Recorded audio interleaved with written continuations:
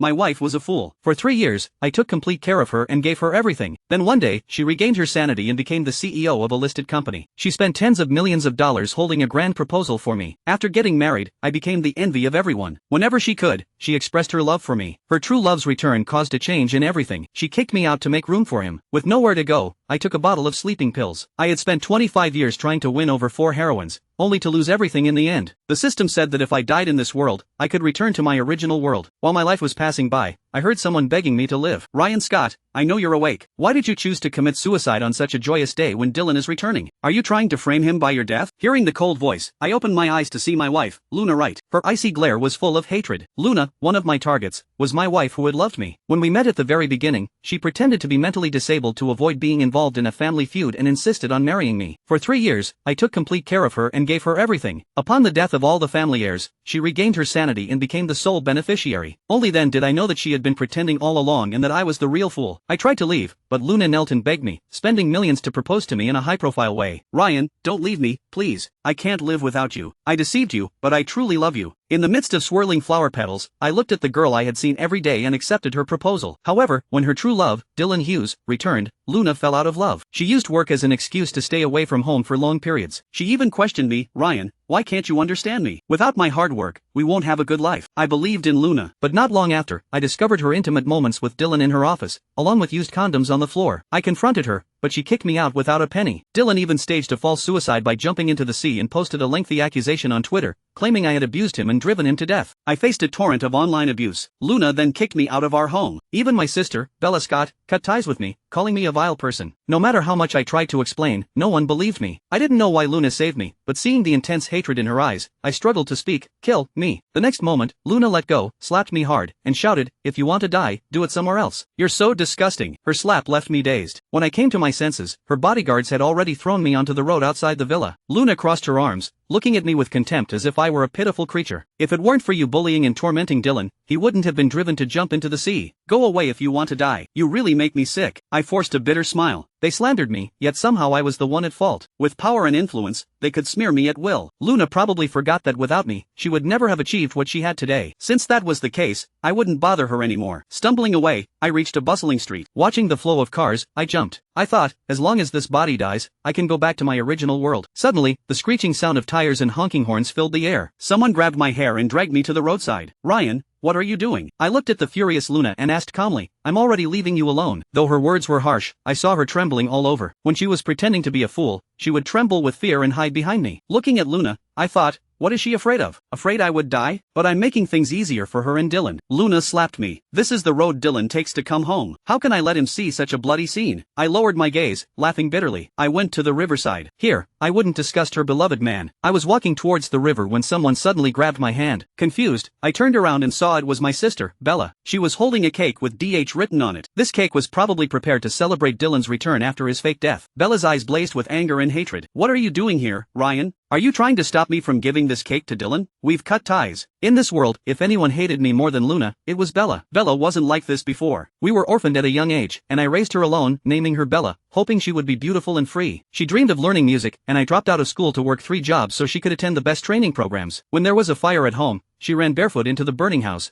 crying that she couldn't live without me. We used to be each other's support, the closest family we had. But everything changed after she met Dylan. Dylan said he wanted to eat something tasty, so Bella forced me, despite my illness, to cook an elaborate meal for him. Dylan didn't even take a bite, and when I asked why, Bella lashed out, saying my cooking was terrible and accused me of being mean to him. Then, she threw away the food I had painstakingly prepared. Later, Dylan and Luna conspired against me, faking his death by jumping into the sea. Bella hated me and cut ties with me. She watched coldly as I suffered and even pushed me further into despair. Thinking about this, I didn't respond but pulled my wrist out of her grasp. Luna sneered. Dylan is back. I left your brother penniless. He can't accept it, so he must be thinking of committing suicide. Bella frowned, her voice dripping with sarcasm as she said, Ryan is such a coward. He wouldn't do it. This is just for show. Exactly, Luna nodded, laughing. He tried this twice. Bella looked at me with hatred. Ryan, someone as vile as you won't be missed even if you die. Get out of my way. I'm going to see Dylan. I lowered my gaze. Fine, I'll go. The next second, I fell into the turbulent river. Bella's face turned pale. The current was swift, and within seconds, I was carried several feet downstream. I wasn't afraid of death. Instead, a sense of relief washed over me. This time, maybe I could really die. But then, with a splash, Bella saved me, throwing me onto the shore. I was covered in mud, looking pathetic. She was soaking wet, kicking me furiously. Ryan, Are you trying to make everyone think I drove you to suicide and ruin me? Bastard, when did you learn to swim? I coughed violently, cold water spilling from my mouth. Bella kicked me hard and sneered. After Dylan jumped into the sea. Huh, your trick didn't work. Are you upset now? I couldn't help but laugh bitterly. Love was truly powerful. I had tried many times to teach Bella how to swim,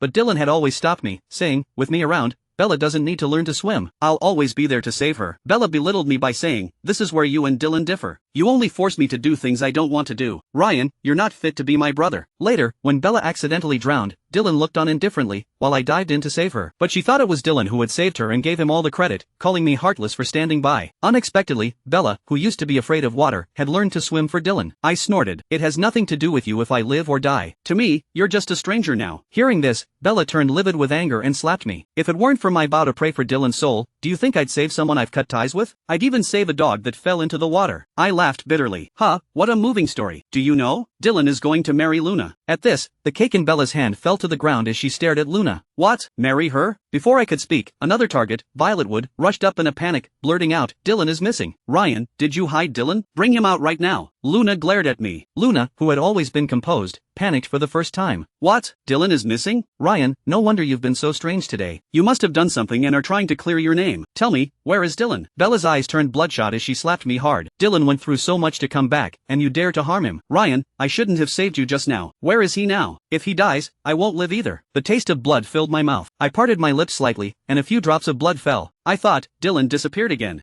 He really couldn't stand me. Then I might as well fulfill his wish. Just as I was about to speak, Violet, who had said I was her only salvation, pressed a dagger against my neck. Where have you hidden Dylan? Violet, one of my 4 targets, was a renowned expert in the field of traditional medicine. At that time, her family was murdered because someone tried to steal her family's secret traditional medicine manual. I risked my life to save her. Perhaps witnessing her family's murder made Violet extremely wary of anyone getting close. There was a scar on my left hand, which was left when she bit me in a moment of distress. Despite this, I accompanied her through that traumatic period. Eventually, Violet regained her composure and resolved to master her family's medical techniques and seek justice for her family. Through countless life and death struggles, I helped her rise to prominence and exact revenge on all her enemies. That day, Violet cried, saying I was her brother from then on. I also cried because she reminded me so much of my sister from my original world. I missed her so much. However, after Dylan appeared, Violet gradually distanced herself from me just because he didn't like me. She warned that if I came within 10 feet of her, she would mute me with needles. When Violet learned Dylan had jumped into the sea, she went mad. She stabbed thousands of needles into my body, torturing me relentlessly to avenge Dylan. Ryan, he must have suffered a lot because of you. You drove him to suicide. Every day from now on, you'll endure torture 100 times worse than what he experienced. My silence further infuriated Violet. The sharp dagger pressed against my throat, leaving a thin line of blood. You won't say it? Well, it seems you've forgotten my means because I haven't tortured you in a while. With a cold expression, Violet knocked me out and dragged me into a small dark room in Luna's villa. She inserted countless needles into my acupuncture points, amplifying my pain before torturing me with various tools. Luna and Bella didn't stop Violet. Instead, they glared at me with intense hatred. I writhed in agony, the piercing pain spreading throughout my body, making me scream in torment. Violet slapped me hard and sneered. Can't you endure this bit of pain? Don't forget how you tormented Dylan. If you don't tell us where he is, I'll make you suffer everything you did to him. Hearing this, I opened my eyes. I didn't want to be tortured anymore. Now, I just wanted to die quickly. Then, I could come back to my world and rest. I cried wildly at them and said, Dylan is dead. I chopped him up into pieces. Kill me. Then you can avenge him. Just do it. Violet, in a rage, couldn't believe my audacity. You think I wouldn't dare kill you? Now that Dylan is dead, you must die with him. She suddenly grabbed a dagger and thrust towards me with all her strength. She thought I would resist,